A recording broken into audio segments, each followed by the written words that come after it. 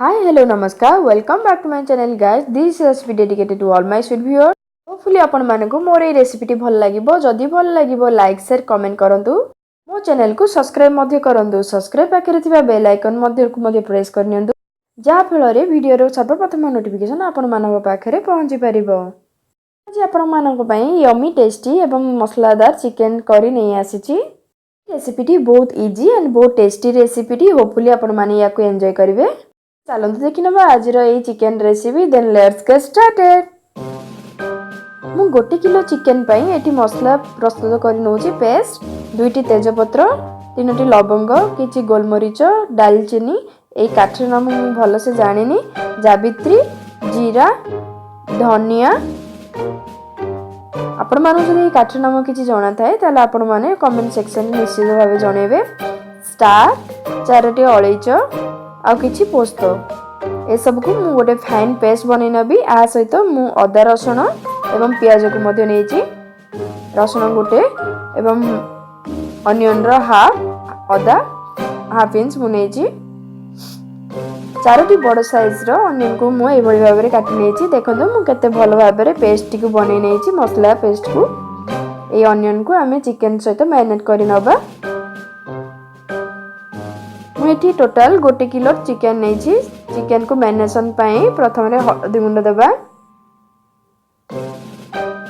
स्वाद अनुसार लंका गुंड को ऐड करिवे।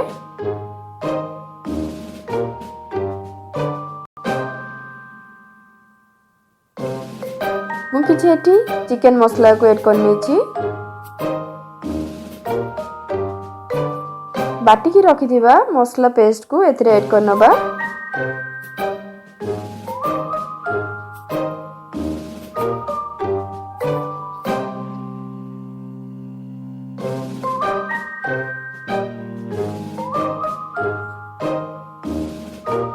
काटिकी रखिदिबा अनियन को मध्य मु एथिरे ऐड करि नउची सब को मु बहुत भल भाबे चिकन सहित गोळे नेबी। ट्राई करिबे हाथ रे गोळेबे जा द्वारा चिकन रे बहुत भल बसे मसला भिजी जिवो एवं बहुत भल टेस्टी एवं आरोमा मध्य आसीबो।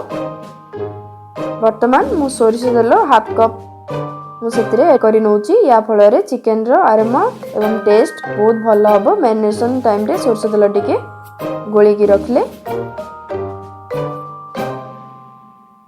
मु हाथ रे सब गुडा को गोळी नउची याकू 1 आवर पय मैरिनेट पय छाड़ दबा। आपनकर टाइम अनुसार मैरिनेट पय छाड़ देबे। वर्तमान 1 आवर हे सारिची मु गैस रे गोटे कड़ाई को नेची कड़ाई गरम हबा परे सोरष तेल मु सेतिर ऐड करि नउची। ध्यान देबे हमर चिकन रे ऑलरेडी फास्ट रे सोरष तेल रे मैरिनेट हे सारिची ताकू धरी आपण ऐड करिवे तेल को। तेल गरम हबा परे मु अल्प किछि सुगर को सेतिरे ऐड करि नउची। देखंतु चीनी गरम ही ऊपर को भासी हे आसीबा बेलो को 3टी तेजपत्र को मु सेतिरे ऐड करि नउची। ये बहुत इजी रेसिपी एथिरे आ कोनो जिंस ऐड हबो नै मझिरे केवल आलू लूण ए भली भाबरे किछि ऐड हबो। वर्तमान मु मैरिनेट करि रखि दिबा चिकन को मध्य एथिरे ऐड करि नउची।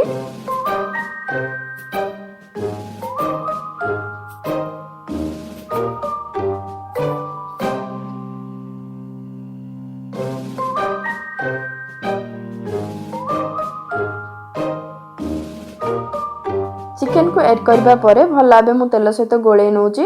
तेल सहित गोळीबा परे आंच रे बसिबा परे चिकन रु तार मॉइस्चर बाहरी आसीबो।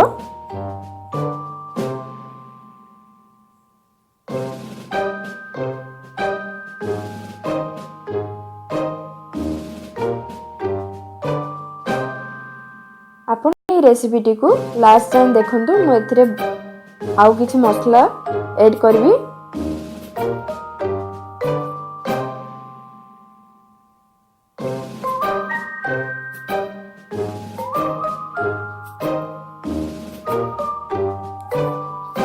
वर्तमान कवर करिकी मु याको कुक करि नउची। देखंतु चिकन रु केते पानी बाहरी आसलानी।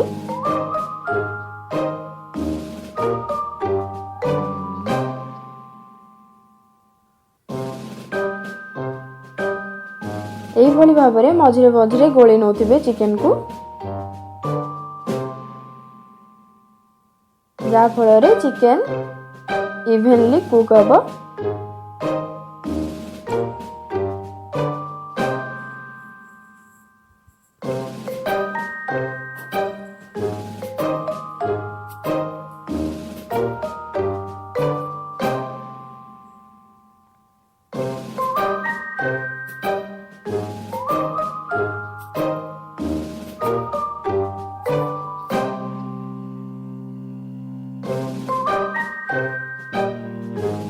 ପୁଣି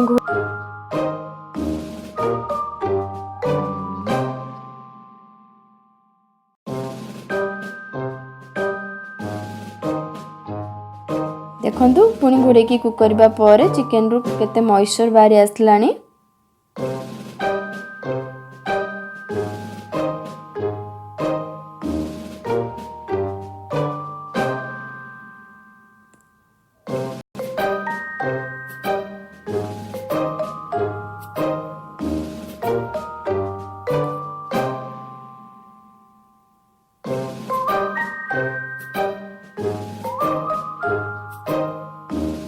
ବର୍ତ୍ତମାନ ମୁଁ ଏଥିରେ ଚାଞ୍ଚିକି ରଖିଥିବା 2ଟି ଆଳୁକୁ ମିଡ଼ିୟମ୍ ସାଇଜ୍ର ଆଳୁକୁ ଏଇଭଳି ଭାବରେ କାଟି ନେଇଛି ସେଥିରେ ଏଡ୍ କରି ନେଉଛି। ମୁଁ ଏଇ ଆଳୁକୁ ମଧ୍ୟ ସାଇଡ୍ରୁ ଟିକେ ଖରାପ ଥିଲା ବାହାର କରିକି ୟାକୁ ଏଡ୍ କରି ନେଉଛି, ୟାକୁ ନଷ୍ଟ କରିନାହିଁ। এই টাইমରେ ଆଳୁକୁ ଏଡ୍ କରିବା ଦ୍ୱାରା ଆଳୁ ଭିତରେ ଚିକେନର ଜୁସ୍ ମଧ୍ୟ ଭଲ ଭାବେ ଭିଜିଯିବ। ଚିକେନ ସହିତ ଆଳୁ ମଧ୍ୟ ଇଭେନଲି କୁକ୍ ହେବ। ବହୁତ ଭଲ ଭାବରେ ଆଳୁ ଏବଂ ଚିକେନକୁ ବହୁତ ଭଲ ଭାବରେ ଗୋଳେଇ ନେବା।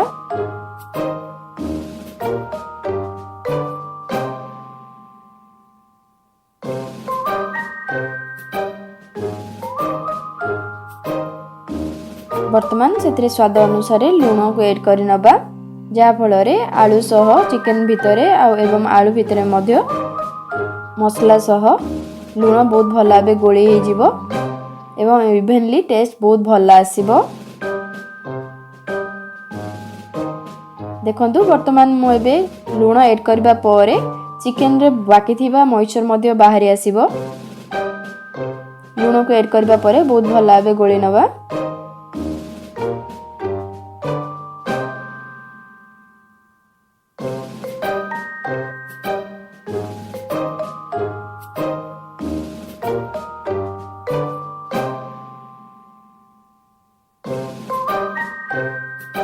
ଚିକେନର କଲର ମଧ୍ୟ ବହୁତ ଚେଞ୍ଜ ହେଇ ଆସିଲାଣି।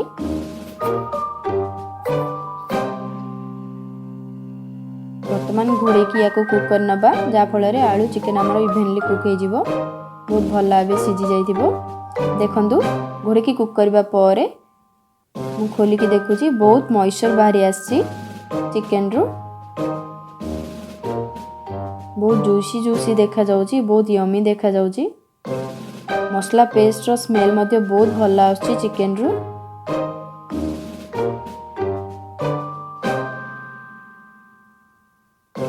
ଏଇଭଳି ଭାବରେ ଆପଣ କଣ୍ଟିନ୍ୟୁଅସ୍ ଗୋଳେଇ ନେବେ, ପୁଣି ଘୋଡ଼େଇକି ୟାକୁ କୁକ୍ କରିନେବେ।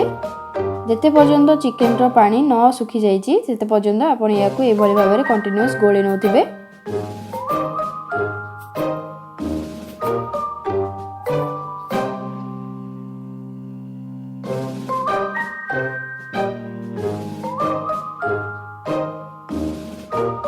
ବର୍ତ୍ତମାନ ଚିକେନର ପାଣି ଶୁଖି ହେଇ ଆସିଲାଣି, ଆଉ ଅଳ୍ପ ସମୟ ପାଇଁ ୟାକୁ କୁକ୍ କରି ନେବା।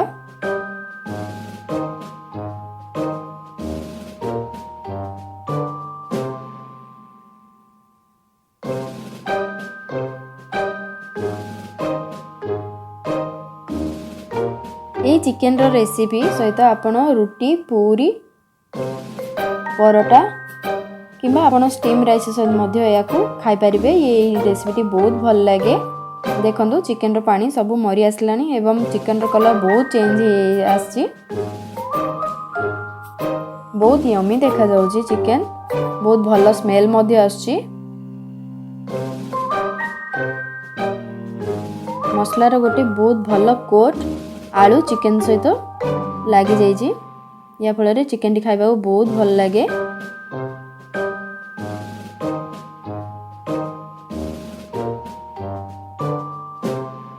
ବର୍ତ୍ତମାନ ମୁଁ ଷ୍ଟାରର କିଛି ପାଖୁଡ଼ା 2ଟି ଅଳେଇଚ ଆଉ କିଛି ଡାଲଚିନିକୁ ड्राई रोस्ट करिकी यार गोटे पाउडर बनै नबी ए पाउडरटा आमे तरकारी लास्ट रे ऐड करिबा। वर्तमान मु जार को ग्राइंडर जार को धोईकी रखि दिबा मसला पानी को गरम करिकी चिकन रे ऐड करि नेछि। आपन को दरकार अनुसार पानी को ऐड करिवे।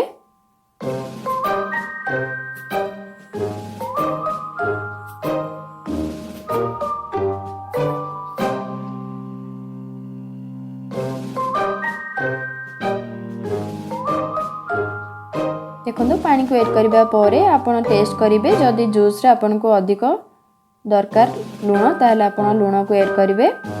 पुणी ढांकी दे ताकू 5 मिनट पई कुक हेबा देबे। 5 मिनट कुक हेबा परे सेतिरे गुंड करिकी रखि दिबा गोटा मसला पाउडर को ऐड कर नेबे। ए मसला पाउडर को ऐड करबा परे 1-2 मिनट ही ताकू चलेबे एवं याकू कवर करी फ्लेम ऑफ कर नेबे एवं याकू कवर करिकी साइड रखि नेबे। किछ समय परे याकू सर्व कर नेबे। ए रेसिपीटी आपन को केमति लागिला मते कमेंट सेक्शन रे निश्चय जणाइबे। वर्तमान हमर हे सारी चिकन तरकारी। Thank you for watching guys, then see you soon.